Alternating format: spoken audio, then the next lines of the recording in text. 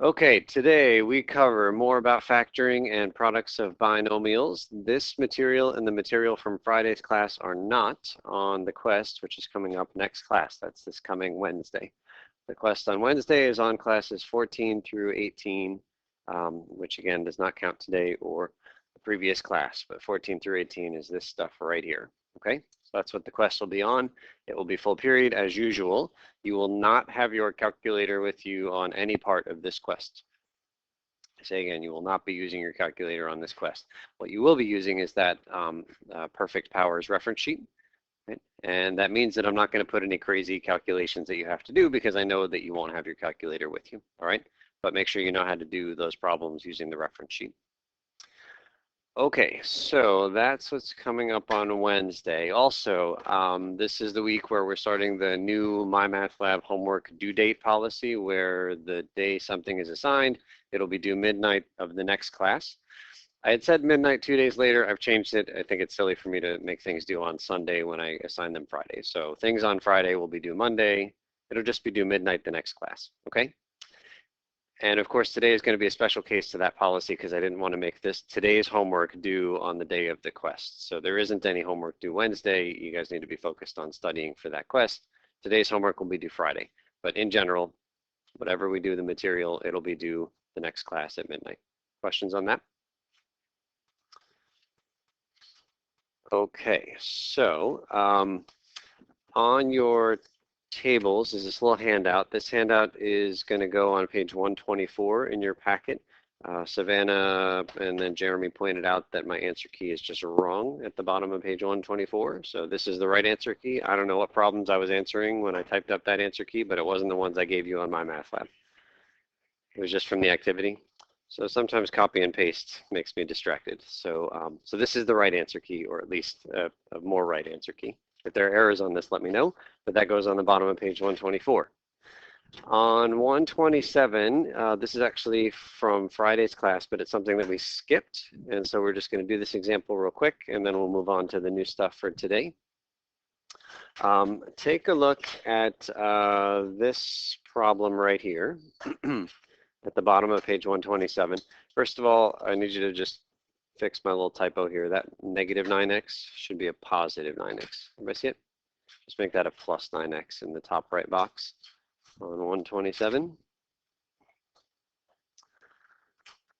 Okay, so somebody has done a bunch of factoring over here. They've done the whole box method process, and we'll remind ourselves today of how to do this process, but I don't want to get distracted by that right now. All I want to say is that if you do the box process and you get this, can you guys fill in the parentheses here in part B? What's the factored form according to this box? Remember where to grab the answers from? Okay. Savannah says this. Agree? You can just read your answer off the top, 6x minus 9, and then down the left-hand column, negative x minus 4. So that's our answer. That's our factored answer for this problem. That's what the box does. It takes something that's addition and subtraction, turns it into multiplication. Super.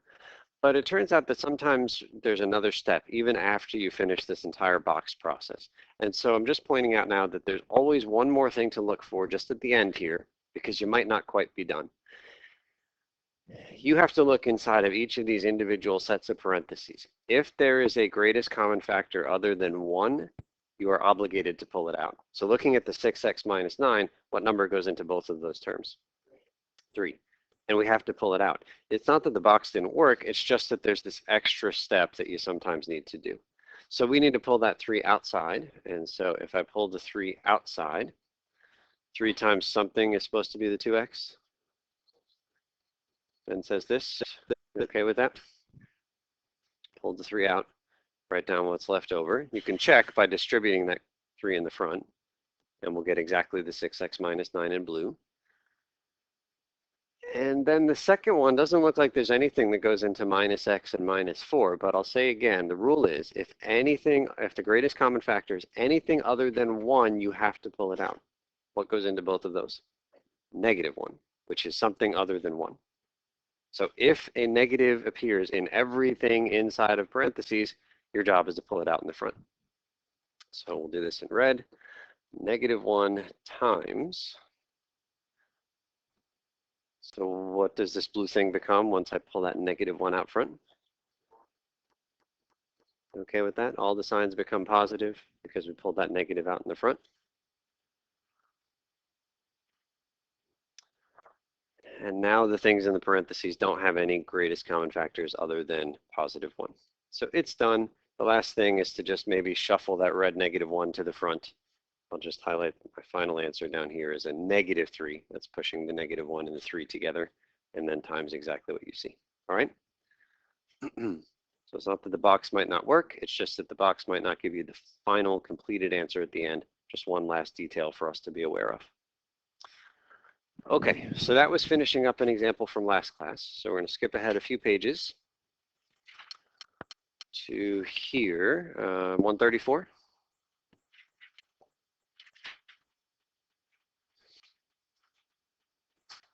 And we'll start with the daily summary. Alex? Wednesday.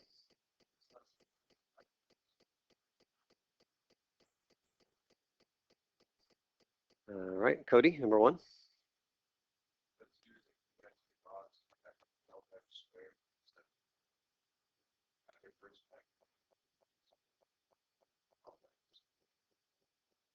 Okay, so the first task with factoring is always to look for the GCF, greatest common factor. What goes into 12x squared and also -75? 3 goes in. 3 goes into both of those numbers. So we're going to pull that 3 outside. Go ahead and take a moment, maybe 10 seconds with your neighbors. Fill in the parentheses.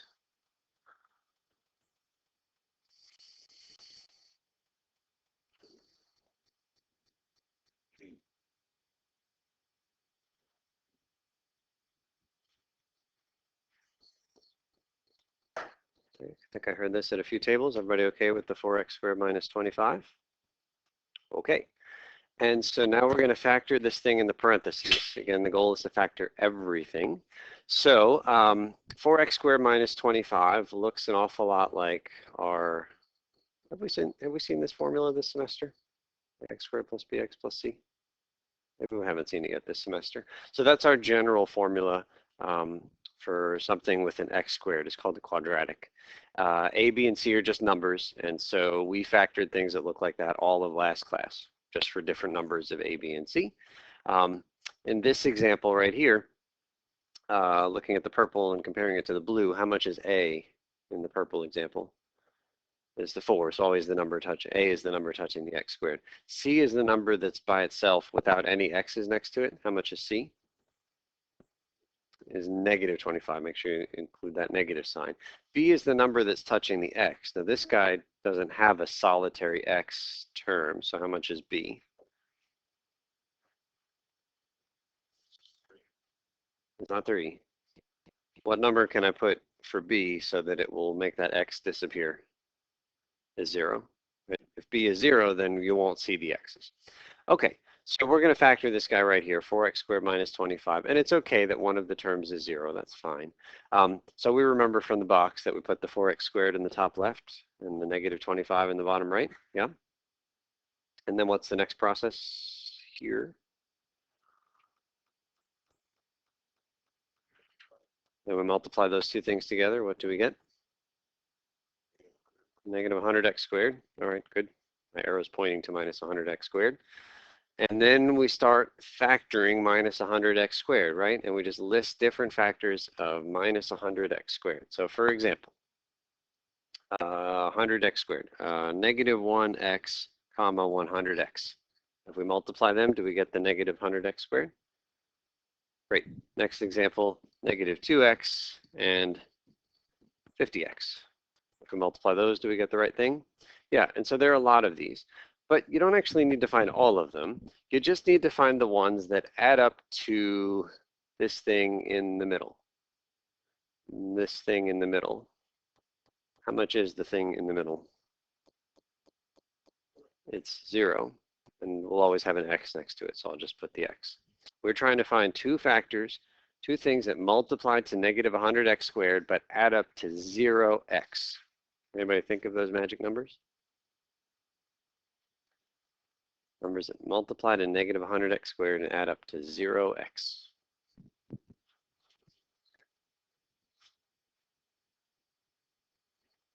What do we think of that? If we multiply them, what do we get? Negative 100x squared. That works. If we add them, what do we get? 0x. That's the winner. That's it right there. So it's okay to have something with a 0 in the middle. We can still maybe find some numbers that work. So then we take the minus 10x and the positive 10x and we put them into our box. So let's put them into our box. It doesn't matter which spots you put them in, but just so that we're all looking at the same thing, put them in the same boxes that I'm putting them in. In general, they could have gone in the other boxes.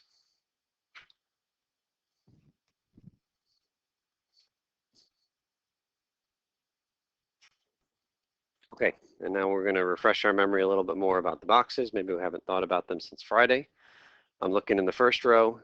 I'm trying to decide what the greatest common factor of both things in the first row is. Let's see, 4 and a minus 10, what goes into both? 2.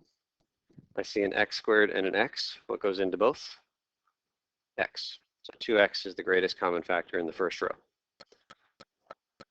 And then the rest of the blanks on the outside of this box, they're all fixed. We really don't have any choice. It's just a matter of recording what they have to be. So next place I'll go, let's do this in black. We'll go up here. That 2x times this unknown thing I'm about to fill in had better give me 4x squared. What must it be? What is it? The 2x squared? Just 2x, right? Because if it were 2x squared and we multiplied, we'd have an x cubed in there. So we just had one too many. So let's make it a 2x there. Great. We'll go green here. That purple 2x times this green thing is supposed to be minus 10x. What does green have to be? Green, minus 5. Okay, and then finally we'll go red down here. There are two things that are supposed to multiply to this positive 10x. One of them is that black 2x up there times positive 5 down there. And then we should just make sure that we get this minus 25 in the bottom right. What two colors are we multiplying to check this?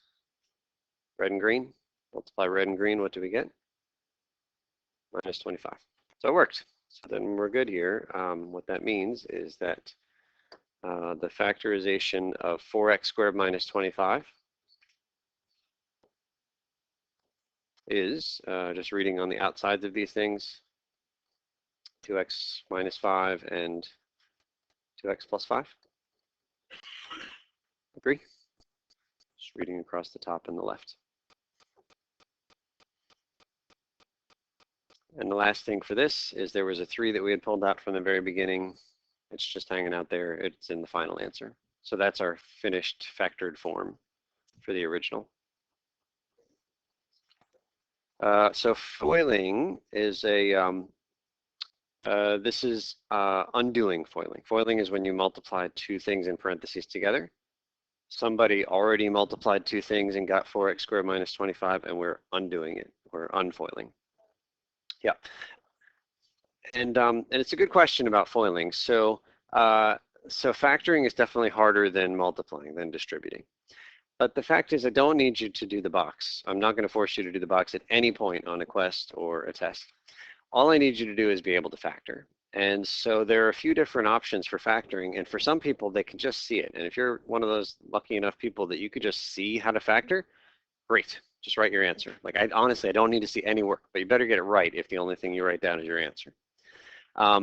Another way to think about factoring is to just do lots of trial and error. Like you put some things in the parentheses and then you foil, you distribute it together. And if it works, if you get the right thing, great, move on. If not, maybe you can shuffle around or change some numbers in the parentheses and try foiling again. So trial and error, a totally valid, full credit way to get points on my quests and tests coming up. But the box is like this kind of foolproof thing, and if you practice with it, you can get really good at it, and so that's why I'm presenting it as like the only way that I'm showing, but it's not the only way you can do. All right, let's take a look down here. So there's this difference of 2 squares. It's a formula that some people memorize. I'm not going to say you have to memorize it, but if you want to memorize it, it might make some problems shorter. For me, I'm just going to say let's do the box every time we want to factor. Number 3 is a good example. Let's take a look at 3 real quick. Okay, 3 asks us to factor 5x to the 4th minus 80. The first task for factoring is always to factor out the greatest common factor. What goes into both terms? It's a 5, so we're going to pull out the 5. This goes at the bottom of page 124. And when we pull the 5 out, you see we get what's in the first parentheses here. This 5 on the outside and then x to the 4th minus 16 inside. Is that okay? Okay. And so then we got to factor this thing in the parentheses. And that thing in the parentheses, x to the 4th minus 16, follows this basic pattern. It's somebody squared minus somebody squared. And if you have that basic pattern, a squared minus b squared, then you can just factor it automatically as a plus b times a minus b. And so, for example, the one that we did up above, I think, was, what, 4x squared minus 25? So if we just have that formula memorized, and it's your choice whether or not to do that, this becomes a pretty quick problem. 4x squared minus 25, what's the a? Somebody squared is supposed to be the 4x squared. Something times something is going to give me 4x squared, but they have to be the same somethings. 2x times 2x, yeah? And so according to this formula, the 2x goes in the first spot in both parentheses. That's the a. And continuing with the formula, it says 1 plus and 1 minus, and it's just automatic every time. We have a difference of squares. B squared is supposed to be 25, so how much is b? It's 5, right? 5 squared is 25, and so the b is the last thing in each parentheses. So 2x plus 5, 2x minus 5. Is that what we got when we did the box? Yeah, so again, it's up to you. It's a very specific, it doesn't eliminate the need for the box like across the board, but if you have that very specific format, a squared minus b squared, you can use this very specialized formula. Now, I have that formula memorized, but I teach math for a living, so I'm not saying like, so I get a lot of use out of that formula. You can choose whether or not to memorize it. But let's suppose that we have it in front of us. And also, you know, when you take the quests coming up, you can have a reference sheet, right? You can make up your own thing. All right, so this is not on the quest coming up, but as you make your reference sheet for the quest that this material is on, maybe put that formula so you have it in front of you. But if we use that formula to try to factor this guy in yellow, do you guys see that x to the 4th minus 16 is a perfect square minus a perfect square? What times what will give me x to the 4th? X squared times x squared. What times what will give me the 16? 4 times 4, right? And so if we use our formula here, just the a plus b and a minus b, so x squared plus 4 and x squared minus 4 is what's written out here. So I'm going to highlight in yellow. And I'll say that's the factored version of the first yellow thing. You see that? X squared plus 4, x squared minus 4. Okay, but then it turns out that you can go a little bit farther with this thing right here. This is one of my favorite things about the smartboard. What just happened with the highlighters? Turn green. Come on, how cool is that? All right, so this blue/green thing, x squared minus 4 is, come on, it's cool. There's no, look, they programmed that, right? They didn't need to do that. Right? They're just yellow and blue make green. I remember that from, like, you know, I don't know that anything else, that's not cool enough. See, it just goes right over. Yeah. All right. So this guy right here, x squared minus 4, is again a difference of 2 squares. It's somebody squared minus somebody squared. The x squared is what times what? X times x. The 4 is what times what? 2 times 2. So with this blue/green thing, we can go farther. So x plus 2x minus 2 is the factored version of x squared minus 4. And so this is the completely factored thing. This is as hard as it gets. in terms of using this difference of squares formula. I recognize it's a lot to kind of throw at you in a short period. So just give yourself some time to sit with that. With a little bit of practice, I think hopefully that'll become easier to use how to use that formula, or use the box if you wish to use the box.